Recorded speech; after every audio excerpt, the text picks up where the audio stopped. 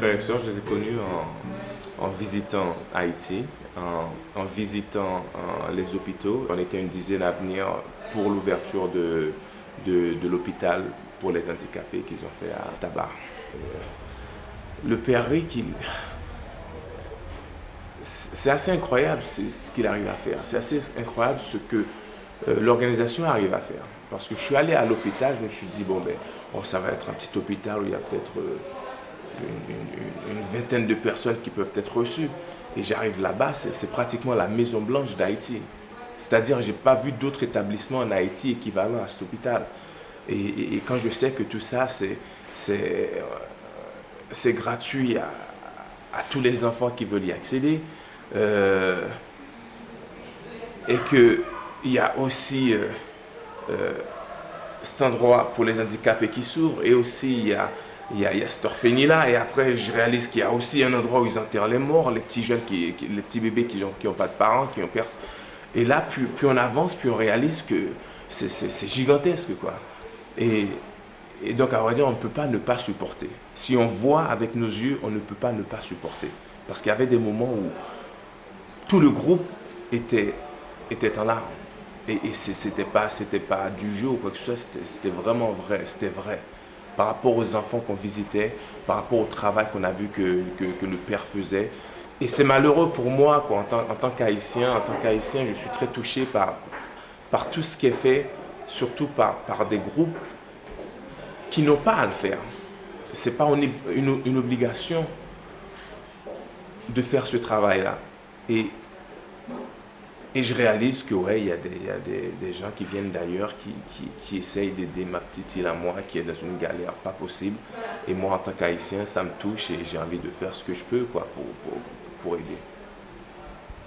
Quand je dis le travail que fait le père Richard Fréchette, c'est incroyable. C'est-à-dire, il y a des endroits en Haïti quand même, parce qu'on a eu l'occasion de visiter les endroits les plus pauvres.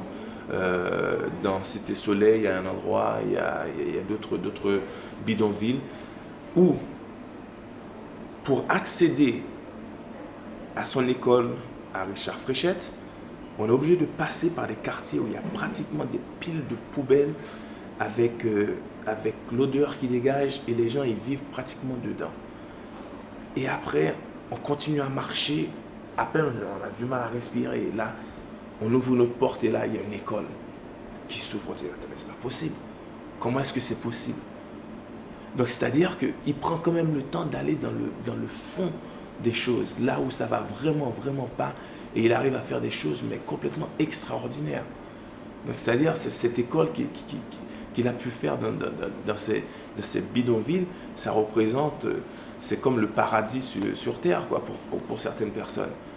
Et pour qu'ils prennent le temps de faire ça, je pense que c'est extraordinaire. Et c'est bien managé. Et c'est vrai, pendant tout le temps, on se dit, mais qu'est-ce qu'on fout là? Pourquoi est-ce qu'on passe par là? Parce qu'en passant par là, ce sont les gens qui nous regardent, les enfants qui nous courent après, ils veulent des bonbons, ils veulent de l'argent.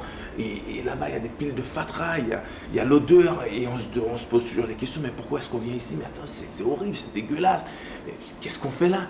Et on continue, et là, on se retrouve dans cet espace où il y a, je ne sais pas combien de classes, où les gens peuvent venir s'éduquer dans le fin fond de ces bidonvilles, où sinon mais ils n'auraient pas d'autres opportunités, ne serait-ce que d'apprendre l'alphabet ou autre. Parce qu'il faut savoir qu'en Haïti, c'est 60-70% des gens qui ne savent pas lire ou écrire. Donc pour qu'ils puissent aller dans ces endroits et faire et bâtir des écoles et soutenir en plus, c'est assez extraordinaire. Et c'est pour ça que je peux essayer d'expliquer comme je veux, je ne pourrais jamais bien le faire. Il faut vraiment voir pour comprendre. Donc c'est pour ça que je conseillerais à tout le monde d'aller rendre une petite visite. Là, on parle des mauvais quartiers, mais de l'autre côté, il y a aussi des quartiers assez jolis en Haïti. Donc, pour bien comprendre ce qu'est Haïti en général.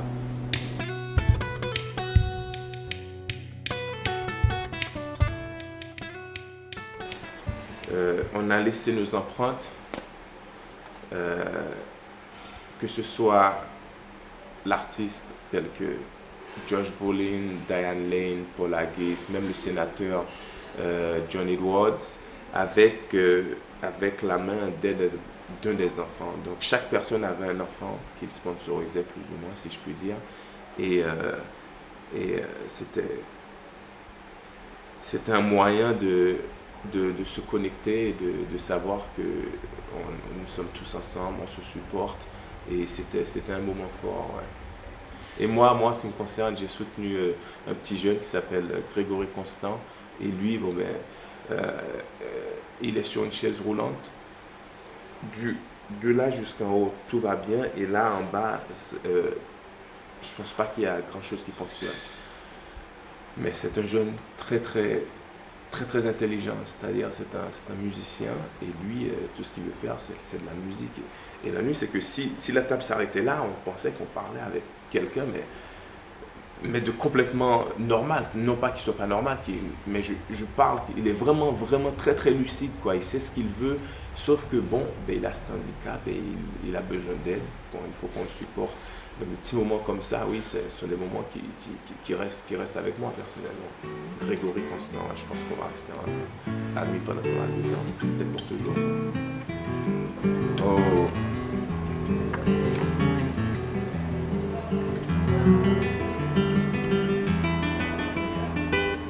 Ah ben ouais.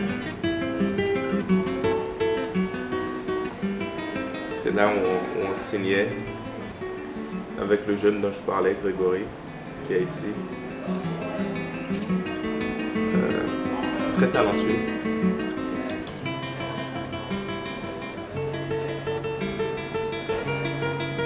Et on peut lire la joie quand même sur son visage.